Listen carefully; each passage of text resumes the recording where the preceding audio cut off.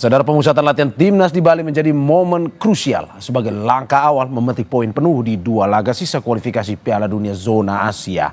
Indonesia masih berpeluang lolos langsung ke Piala Dunia jika meraih 2 kemenangan dengan syarat Australia tidak meraih hasil maksimal di 2 laga sisa. Mari kita ulas pertandingan hidup mati timnas di 2 laga sisa kualifikasi Piala Dunia bersama pengamat sepak bola Haris Pardede. Selamat pagi, Bung Haris. Selamat pagi juga.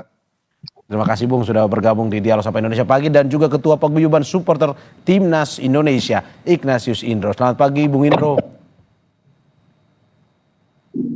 Selamat pagi Mas Mario. Terima kasih juga Bung sudah bergabung di Dialog Sapa Indonesia Pagi hari ini. Saya ke Bung Haris terlebih dahulu. Bung Haris, bagaimana Anda melihat ada 32 pemain yang dipanggil Kluivert dalam pemusatan latihan kali ini? Ada nama-nama baru yang dipanggil pun juga ada nama-nama lama. Bagaimana Anda melihat TC kali ini?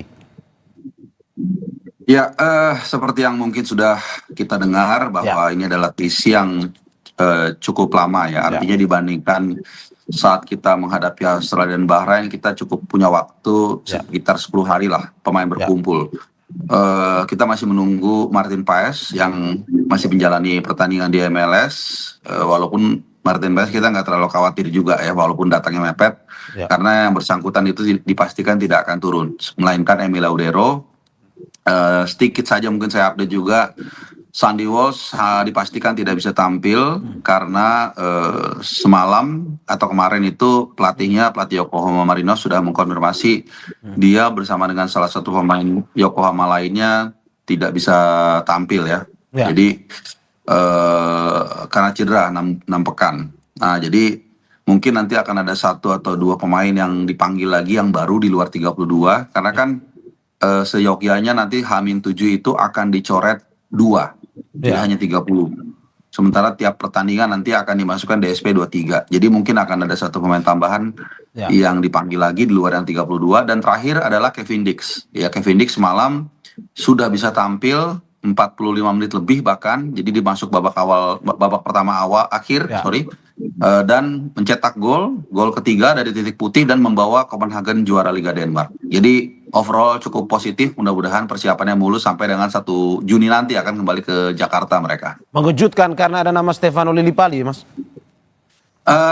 Mengejutkan dan tidak mengejutkan juga. Kenapa? Karena pemanggilan pemain ini kan semua tergantung kebutuhan tim, tergantung availability gitu loh. Kadang-kadang pemain mungkin kita anggap itu tidak biasa-biasa aja. Cuman kalau di posisi itu kita kurang, ya mau nggak mau dia panggil. Sebaliknya juga begitu.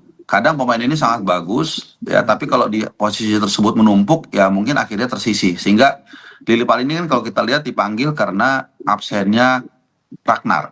Gitu. Posisinya itu mirip dengan Ragnar, penyerang dan banyak buang ke kiri. Stefano Lillipali juga seperti itu. Hanya mungkin sedikit tantangannya Bung Mario bahwa usianya sudah cukup lah, cukup tua lah ya gitu ya, 35 kalau saya nggak salah. Sebentar lagi dia 36. Kemudian dia baru pulih dari cedera.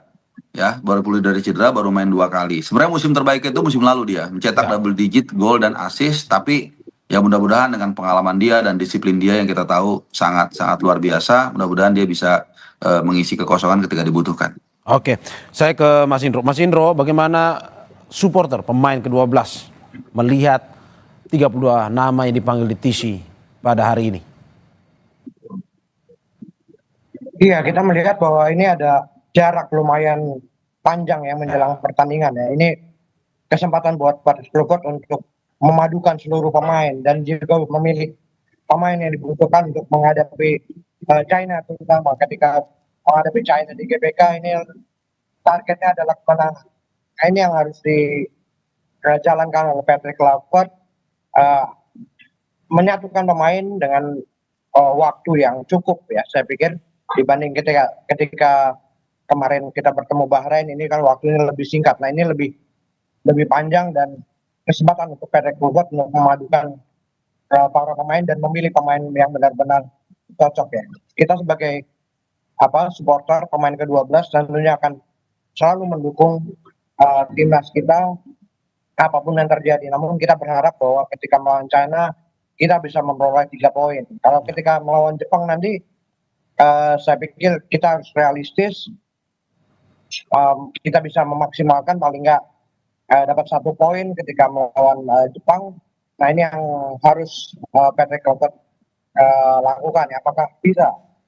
Tapi realistis ketika melawan Jepang, ketika bermain di Jepang dan pemain-pemain yang memang luar biasa dan bermain di kelas dunia. Nah ini yang saya pikir 1 poin cukup realistis. Oke, saya ke Mas Haris lagi. Bung Haris, Anda melihat TC kali ini yang menjadi penasaran masyarakat apa sebenarnya yang dilakukan di training camp? Selama ini tadi kita sudah tahu bahwa ada waktu yang lebih panjang, 10 hari atau hampir 2 pekan. Pemain bisa saling bersama latihan, komunikasi dibangun. Nah, apa saja sebenarnya yang dilakukan di TC itu?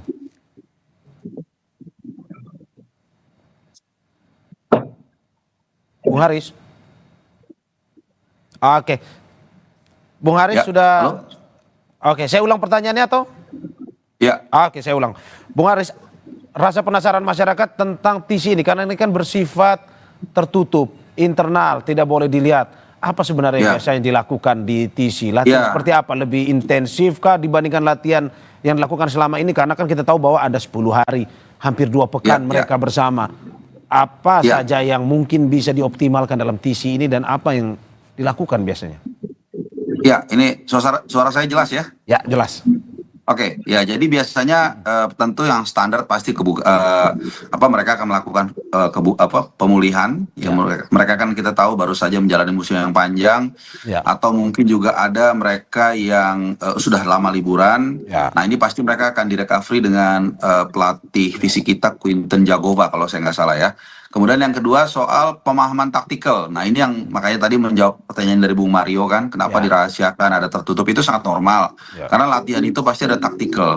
Kemudian juga pemain-pemain mana yang mungkin akan ditampilkan itu biasanya dia pakai, nanti kalau ada 11 lawan 11 nanti yang pakai pakai rompi itu yang biasanya akan inti. Nah ini kan pelatih mencoba merahasiakan ya, jangan sampai bocor, jangan sampai lawan tahu kemudian mereka bisa mengantisipasi. Ya ada satu ungkapan yang kita tahu, ketahuilah kekuatan dan kelemahan musuhmu maka kamu akan memenangkan 100 peperangan. Nah ini jangan sampai kita bocor ke mereka. Makanya kalau kita liputan ke lapangan, ketika meliput mereka latihan apalagi official training, biasanya H-1 misalnya, itu kita kan hanya dikasih waktu meliput 15 menit awal. Kenapa dikasih 15 menit awal saja? Karena di situ baru latihan fisik, baru pemanasan. Nah setelah itu baru mereka punya tactical, mungkin ada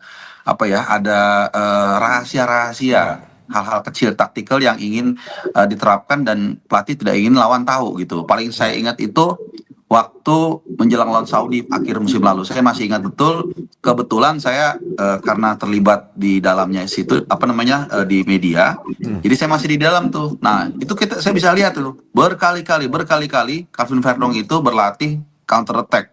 Dan itu terjadi. Ya kita masih ingat counter attack dari gol dari Marcelo Ferdinand yang pertama atau kedua saya lupa, itu kan diawali dari Calvin Verdong. Nah itu sejak latihan itu official training itu diasah berkali-kali. Digembleng. Nah ketika digembleng berkali-kali taktikal itu, nah ketika nanti latihan mungkin ada hal seperti itu dan mereka tidak mau itu tahu, jangan sampai China tahu dalam hal ini menjadi lawan kita sehingga mereka bisa mengantisipasi. Jadi seperti itu kira-kira nanti materi-materi yang mungkin lebih rumit lagi, macam-macam ya, bahkan mulai dari hal-hal kecil seperti build up serangan itu dari siapa, lalu siapa yang menginisiatif, siapa yang membackup kalau mentok gitu, seperti itu ada pasti. Nah ini yang sengaja mereka tidak mau ketahui, makanya nanti mungkin yang di lapangan itu hanya 15 menit mungkin dikasih meliput, setelah itu disuruh keluar semua dari lapangan. Oke, saya sebelum saya ke Mas Indro, saya mau bahas teknis dulu bersama Mas Haris. Mas Haris, bagaimana ini teknisnya melawan Tiongkok ke depan? Kemarin kita kalah pertandingan sebelumnya, walaupun juga berbeda pelatih saat ini. Anda lihat apa formasi strategi yang akan dilakukan atau dimainkan oleh Patrick Kluivert untuk melawan Tiongkok ini, dan juga melihat struktur permain yang memang kemarin pada saat pertandingan sebelumnya pada kali ini mungkin tidak bisa dipanggil juga. Seperti apa nantinya? Ya, kalau kita lihat ada satu data yang menarik ya, data primer yang saya perhatikan dan saya pikir secara umum fans juga bisa ngeh itu ya. Jadi selama round 3 di luar Jepang itu kalau kita dominan secara ball position itu kita kalah. Ya. Pertama lawan China di Qingdao kita dominan, kita kalah. Kita bertahan sangat tinggi saat itu kena counter. Gak usah jauh-jauh, di Sydney kita juga dominan, superior juga, luar biasa, berapa 60 atau 70% saya lupa ya, tapi kita kalah 5-1 juga. Tapi sisanya, 5 pertandingan sisanya, sekali lagi di luar Jepang, itu setiap kita lebih counter press, lebih bertahan, ya dengan ball position lebih rendah, itu kita selalu dapat poin, minimal dapat poin.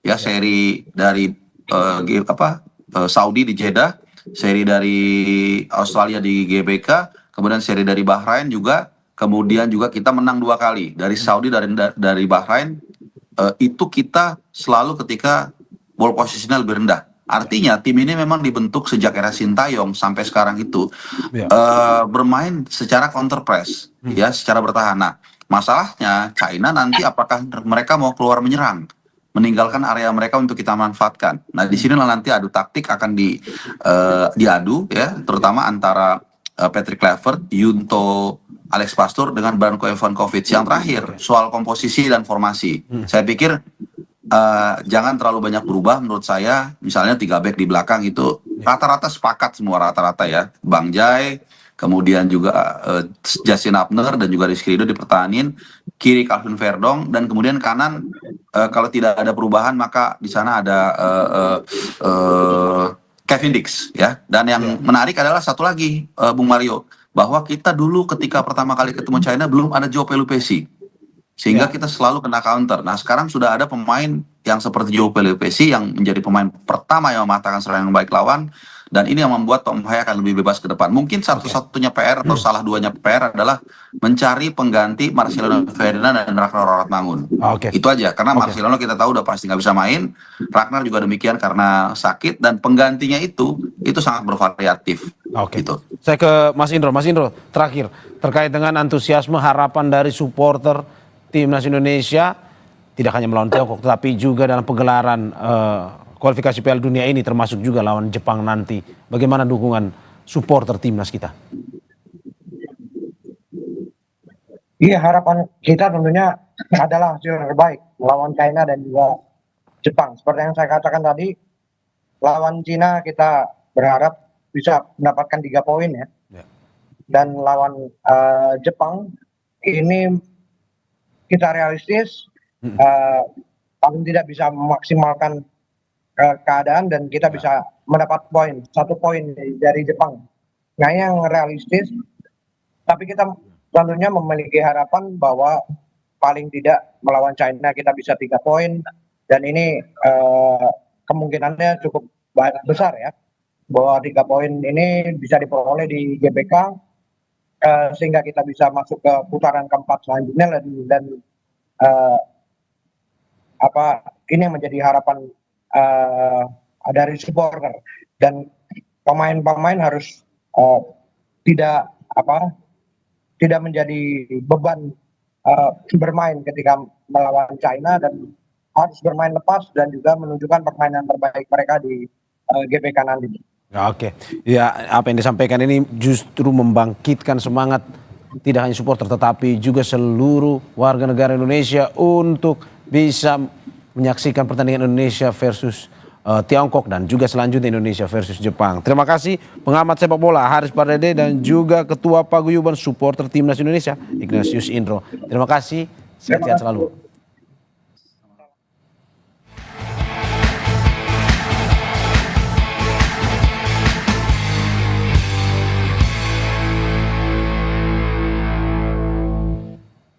Saudara, Sapa Indonesia Pagi akan segera kembali dengan informasi lain.